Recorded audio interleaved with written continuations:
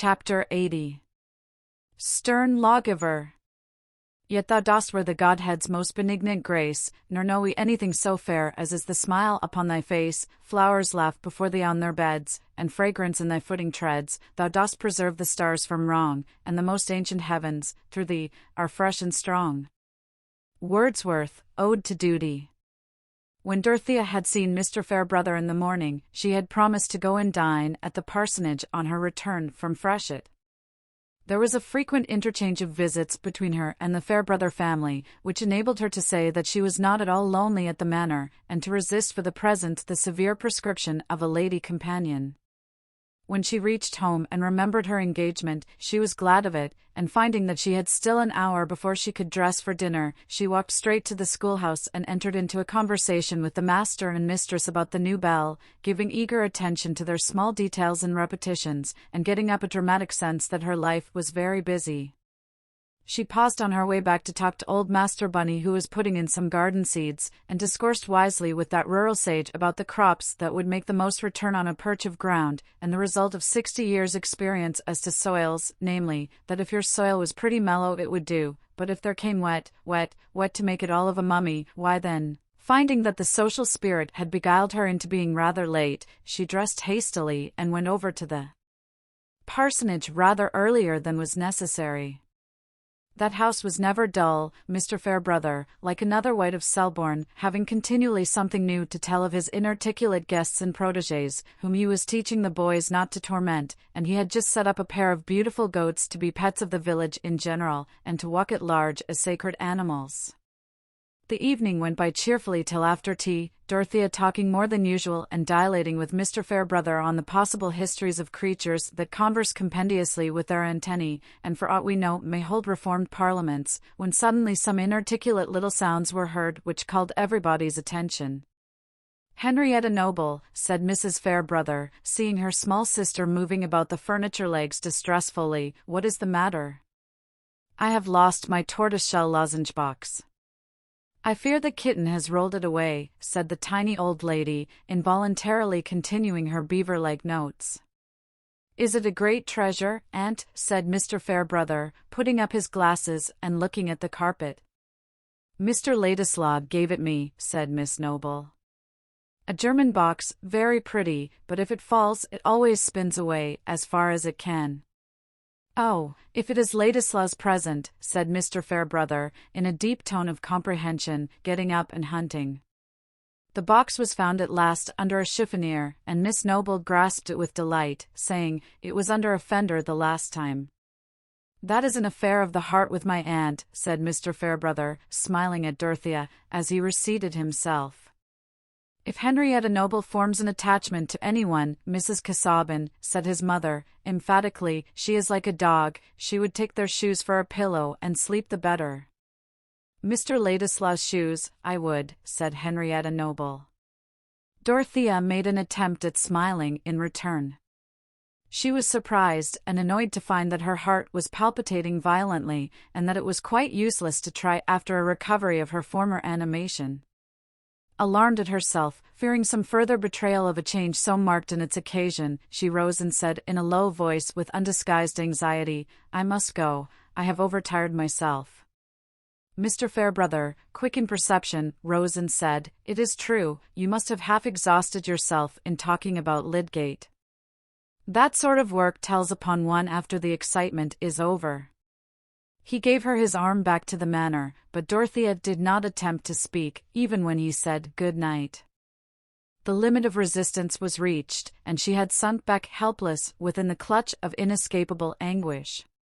Dismissing Tantripp with a few faint words, she locked her door, and turning away from it towards the vacant room, she pressed her hands hard on the top of her head, and moaned out, "Oh, I did love him." Then came the hour in which the waves of suffering shook her too thoroughly to leave any power of thought.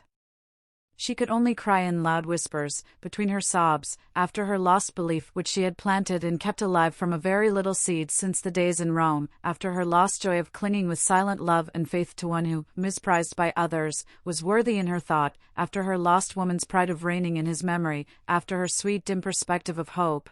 That along some pathway they should meet with unchanged recognition and take up the backward years as a yesterday. In that hour she repeated what the merciful eyes of solitude have looked on for ages in the spiritual struggles of man. She besought hardness and coldness and aching weariness to bring her relief from the mysterious incorporeal might of her anguish. She lay on the bare floor and let the night grow cold around her, while her grand woman's frame was shaken by sobs as if she had been a despairing child.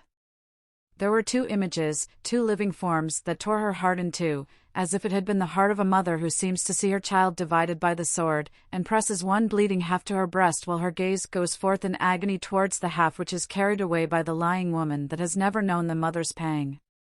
Here, with the nearness of an answering smile, here within the vibrating bond of mutual speech, was the bright creature whom she had trusted, who had come to her like the spirit of morning visiting the dim vault where she sat as the bride of a worn-out life, and now, with a full consciousness which had never awakened before, she stretched out her arms towards him and cried with bitter cries that their nearness was a parting vision. She discovered her passion to herself in the unshrinking utterance of despair. And there, aloof, yet persistently with her, moving wherever she moved, was the Will Ladislaw, who was a changed belief exhausted of hope, a detected illusion, no, a living man towards whom there could not yet struggle any wail of regretful pity, from the midst of scorn and indignation and jealous offended pride. The fire of Dorothea's anger was not easily spent, and it flamed out in fitful returns of spurning reproach. Why had he come obtruding his life into hers, hers that might have been whole enough without him? Why had he brought his cheap regard and his lip-born words to her who had nothing paltry to give in exchange? He knew that he was deluding her, wished, in the very moment of farewell, to make her believe that he gave her the whole price of her heart, and knew that he had spent it half before. Why had he not stayed among the crowd of whom she asked nothing, but only prayed that they might be less contemptible? But she lost energy at last even for her loud whispered cries and moans. She subsided into helpless sobs, and on the cold floor she sobbed herself to sleep. In the chill hours of the morning twilight, when all was dim around her, she awoke, not with any amazed wondering where she was or what had happened, but with the clearest consciousness that she was looking into the eyes of sorrow. She rose, and wrapped warm things around her, and seated herself in a great chair where she had often watched before. She was vigorous enough to have borne that hard night without feeling ill in body, beyond some aching and fatigue, but she had waked to a new condition. She felt as if her soul had been liberated from its terrible conflict. She was no longer wrestling with her grief, but could sit down with it as a lasting companion and make it a sharer in her thoughts. For now, the thoughts came thickly. It was not in Dorothea's nature, for longer than the duration of a paroxysm, to sit in the narrow cell of her calamity, in the besotted misery of a consciousness that only sees another's lot as an accident of its own. She began now to live through that yesterday morning deliberately again, forcing herself to dwell on every detail and its possible meaning. Was she alone in that scene? Was it her event only? She forced herself to think of it as bound up with another woman's life, a woman towards whom she had set out with a longing to carry some clearness and comfort into her beclouded youth. In her first outleap of jealous indignation and disgust, when quitting the hateful room, she had flung away all the mercy with which she had undertaken that visit. She had enveloped both Will and Rosamond in her burning scorn, and it seemed to her as if Rosamond were burned out of her sight forever. But that base prompting which makes a woman more cruel to a rival than to a faithless lover could have no strength of recurrence in Dorothea when the dominant spirit of justice within her had once overcome the tumult and had once shown her the truer measure of things. All the active thought with which she had before been representing to herself the trials of Lydgate's lot, and this young marriage union which, like her own, seemed to have its hidden as well as evident troubles, all this vivid sympathetic experience returned to her now as a power. It asserted itself as acquired knowledge asserts itself, and will not let us see as we saw in the day of our ignorance. She said to her own irremediable grief that it should make her more helpful, instead of driving her back from effort. And what sort of crisis might not this be in three lives whose contact with hers laid an obligation on her as if they had been suppliants bearing the sacred branch? The objects of her rescue were not to be sought out by her fancy, they were chosen for her. She yearned towards the perfect right, that it might make a throne within her, and rule her errant will. What should I do, how should I act now, this very day, if I could clutch my own pain, and compel it to silence, and think of those three. It had taken long for her to come to that question, and there was light piercing into the room. She opened her curtains, and looked out towards the bit of road that lay in view, with fields beyond outside the entrance gates. On the road there was a man with a bundle on his back and a woman carrying her baby. In the field she could see figures moving, perhaps the shepherd with his dog. Far off in the bending sky was the pearly light, and she felt the largeness of the world and the manifold wakings of men to labor and endurance. She was a part of that involuntary, palpitating life, and could neither look out on it from her luxurious shelter as a mere spectator, nor hide her eyes in selfish complaining. What she would resolve to do that day did not yet seem quite clear, but something that she could achieve stirred her as with an approaching murmur which would soon gather distinctness. She took off the clothes which seemed to have some of the weariness of a hard watching in them, and began to make her toilet. Presently she rang for Tantripp, who came in her dressing gown. "Why, madam, you've never been in bed this blessed night," burst out Tantripp, looking first at the bed and then at Dorothea's face, which, in spite of bathing, had the pale cheeks and pink eyelids of a Mater Dolorosa. "You'll kill yourself, you will. Anybody might think now you had a right to give yourself a little comfort." "Don't be alarmed, Tantripp," said Dorothea, smiling. "I have slept, I am not ill. I shall be glad of a cup of coffee as soon as possible. And I want you to bring me my new dress, and most likely I shall want my new bonnet today.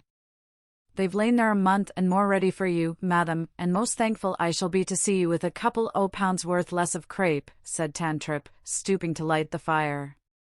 "There's a reason in mourning, as I've always said, and 3 folds at the bottom of your skirt and a plain quilling in your bonnet, and if ever anybody looked like an angel, it's you in a net quilling, is what's consistent for a 2nd year. At least, that's my thinking," ended Tantripp, looking anxiously at the fire, "and if anybody was to marry me flattering himself I should wear those high-just weepers 2 years for him, he'd be deceived by his own vanity, that's all." "The fire will do, my good Tan," said Dorothea, speaking as she used to do in the old Lausanne days, only with a very low voice. "Get me the coffee." She folded herself in the large chair, and leaned her head against it in fatigued quiescence, while Tantripp went away wondering at this strange contrariness in her young mistress, that just the morning when she had more of a widow's face than ever, she should have asked for her lighter mourning which she had waived before. Tantripp would never have found the clue to this mystery. Dorothea wished to acknowledge that she had not the less an active life before her because she had buried a private joy, and the tradition that fresh garments belonged to all initiation, haunting her mind, made her grasp after even that slight outward help towards calm resolve. For the resolve was not easy. Nevertheless, at 11 o'clock she was walking towards Middlemarch, having made up her mind that she would make as quietly and unnoticeably as possible her second attempt to see and save Rosamond.